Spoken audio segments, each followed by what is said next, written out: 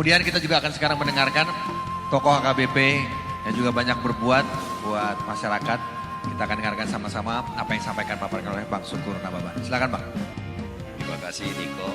Assalamualaikum warahmatullahi wabarakatuh. Shalom, salam sejahtera untuk kita semua. Om Swastiastu, Namo Buddhaya, Rahayu, salam kebajikan.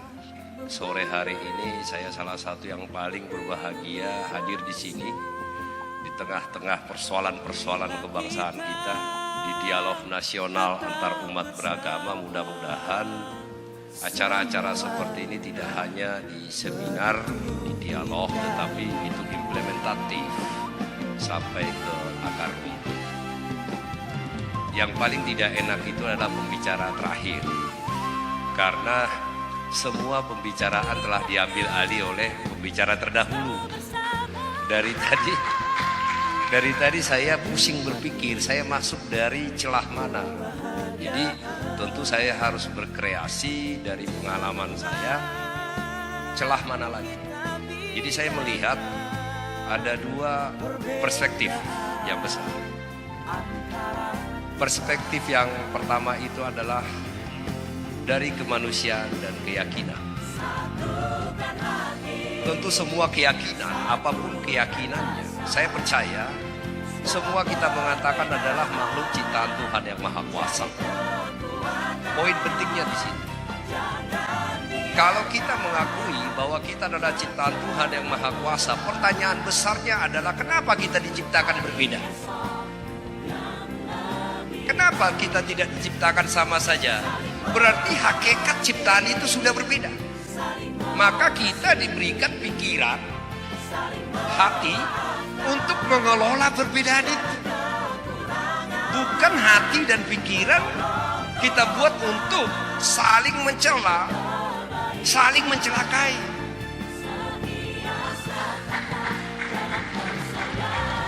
Maka inti dari seluruh ajaran agama itu adalah cinta kasih. Tuhan yang Maha Kuasa menciptakan kita berbeda. Saya tidak tahu ada berapa miliar kita sekarang ini manusia. Mau kembar identik, seidentik-identiknya pasti berbeda. Nah ini untuk adik-adik saya mahasiswa di terutama. Berarti memang Tuhan yang Maha Kuasa menciptakan kita sudah berbeda. So, kenapa kita harus paksakan sama? Kenapa kita harus membuat kita lebih besar daripada Tuhan yang Maha Kuasa itu sendiri? Kita harus kembali ke dasar itu. Maka kita diberikan otak, pikiran, hati untuk mengelola perbedaan itu menjadi cinta kasih. Karena inti dari seluruh ajaran keyakinan itu, tanpa saya masuk kepada ayat-ayat kitab dari kita masing-masing, intinya itu adalah cinta kasih. Maka itu yang harus kita gali. Itu yang harus diajarkan sampai ke akar rumput.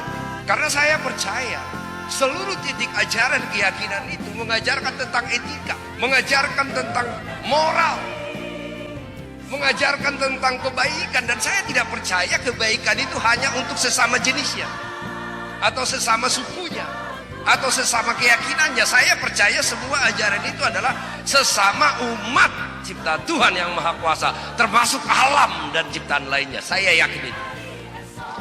Jadi kenapa kita harus membuat perbedaan-perbedaan itu dan kita gali untuk kepentingan golongan dan kelompok? Nah itu perspektif pertama yang saya pikir tidak bisa dibantah siapa. Maka perspektif yang kedua adalah terkait kebangsaan. Nah tentu saja kalau kita berbicara perspektif kebangsaan, maka tentu tarikannya dari perspektif kemanusiaan dan keyakinan itu sendiri. Saya tidak tahu berapa puluh tahun, berapa ratus tahun sesungguhnya kita ini dijajah sampai kita merdeka pada tanggal 17 Agustus. Saya tidak bisa bayangkan ada sebuah negara lebih kecil dari kota Depok bisa menjajah Indonesia ratusan tahun. Sebuah negara yang di Eropa yang kita sebut Belanda, maka sesungguhnya apa yang terjadi? Mereka tidak mau berhadapan-hadapan dengan kita. Maka yang mereka lakukan adalah bagaimana memecah belah kita. Jadi kita sendiri yang disuruh perang-perangan saling menghabisi. Mereka tinggal nonton. Siapa yang menang itu yang ditemani. Apakah kita harus mempertahankan seperti itu sampai sekarang?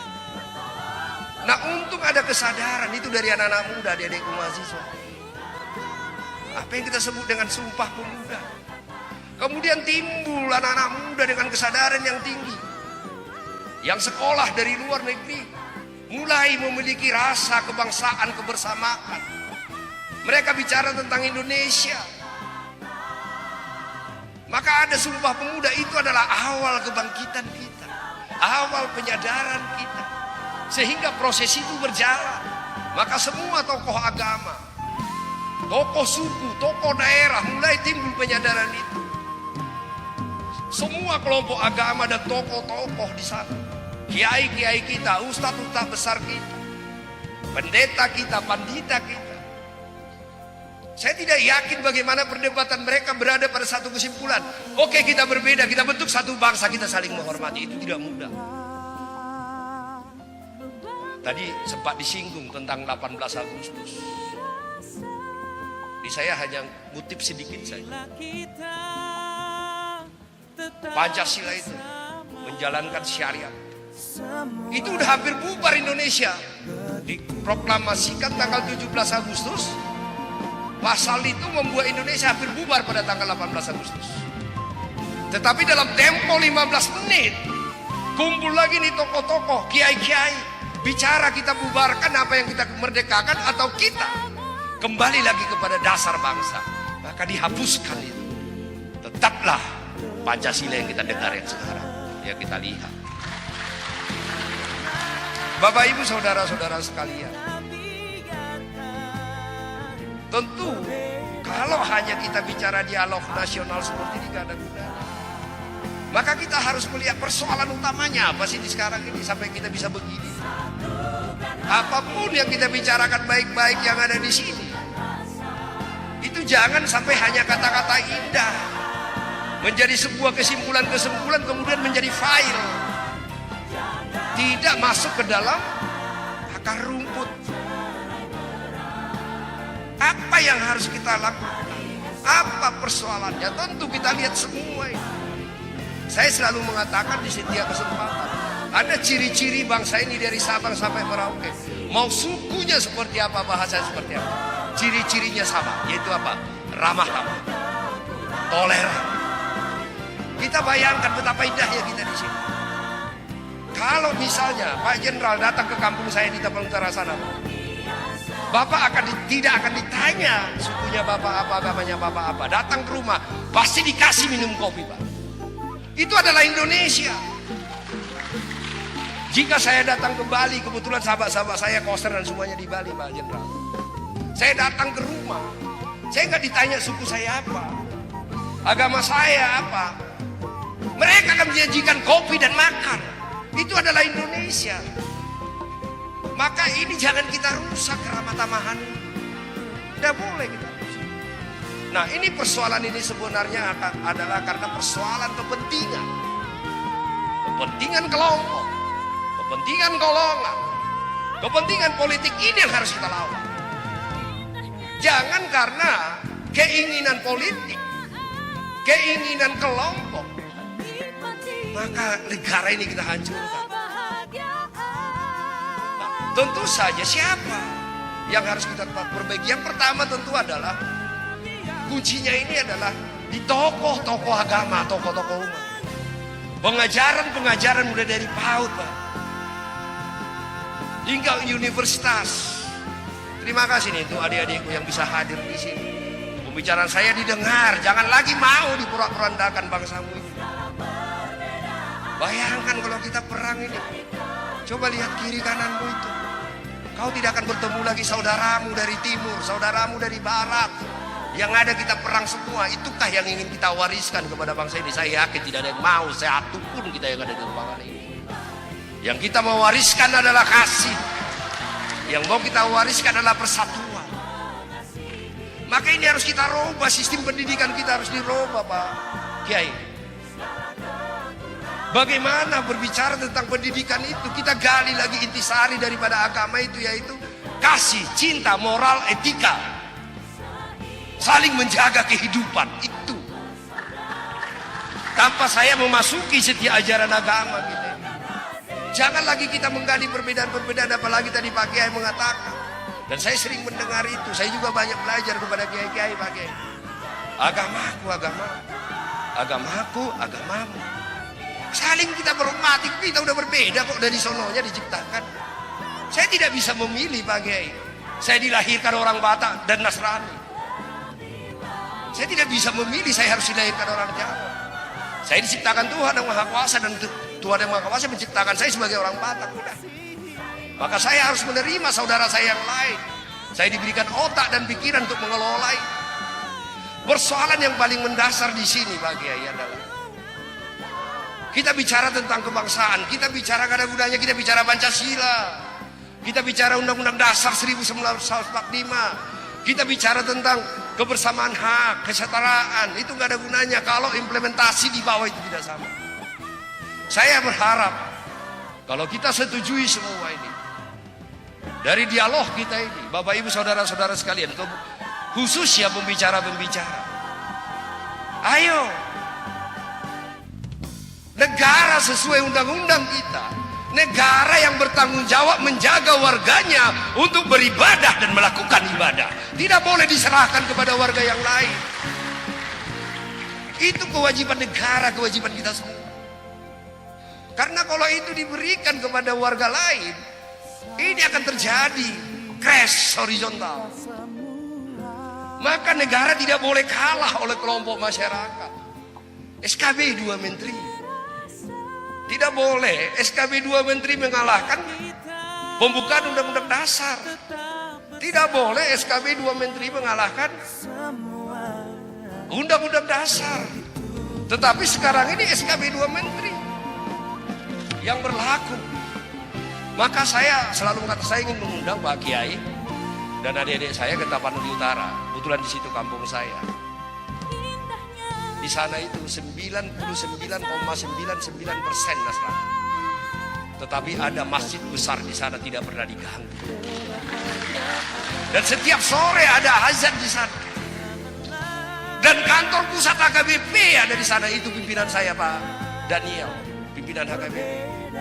Mungkin kalau itu diganggu, saya akan lompat dari Jakarta untuk menjaga itu. Karena bagi saya urusan keberagaman itu sudah selesai. Dan saya yakin HKBP juga tidak akan pernah diam jika itu diganggu. Tapi apakah ini kita mau berlakukan hal yang sama? Apakah kita mau diskriminatif tentang pluralisme? Di Bali juga.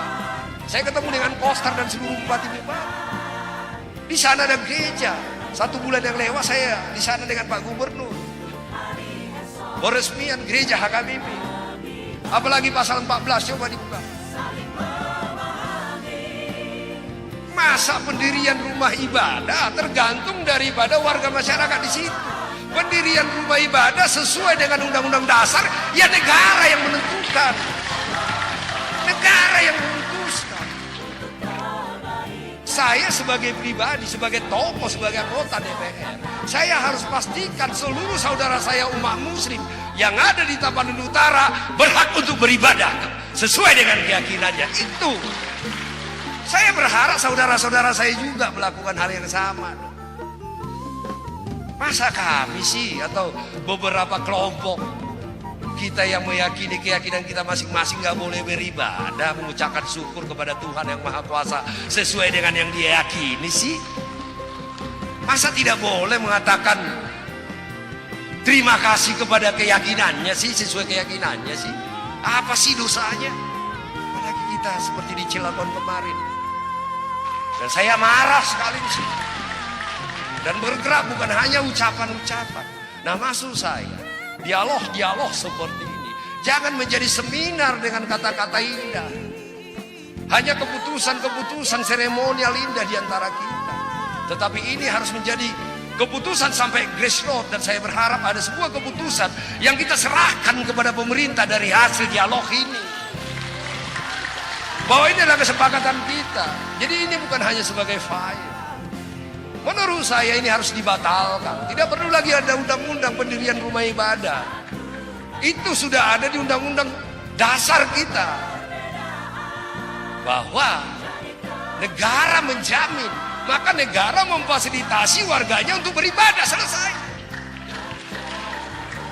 Tidak perlu harus ada izin macam-macam. Negara mau membangun rumah ibadah, ya permisi ke negara, berarti pemerintah pusat mengeluarkan izinnya, selesai. Kalau ada tidak setuju, maka itu negara tidak boleh kalah dengan kelompok masyarakat. Tetapi kalau begini akan membuat konflik horizontal. Bapak ibu saudara-saudara sekalian, mungkin saya terlalu bersemangat. Saya nggak ada urusan apa, saya terlalu mencintai bangsa ini. Saya tidak mau mewariskan perpecahan ke bangsa saya ini. Di sisa hidup saya, di pengabdian saya kepada bangsa saya tidak mau ada warisan kebencian. Maka kalau kita berpikir itu semua, 270 juta penduduk kita sekarang, 300 etnik, 1.340 suku, 6 agama, 187 aliran kepercayaan, 718 bahasa daerah. Betapa indahnya kita. Tuhan yang Maha Kuasa memberikan kepada kita pikiran, hati, bukan untuk memecah kita perbedaan itu, tetapi mengelola perbedaan itu menjadi kasih dan cinta ibarat bunga-bunga di tanah. Bapak, Ibu, saudara-saudara sekalian, terima kasih untuk kesempatan ini. Terima kasih. Baik, kita beri tepuk tangan semuanya untuk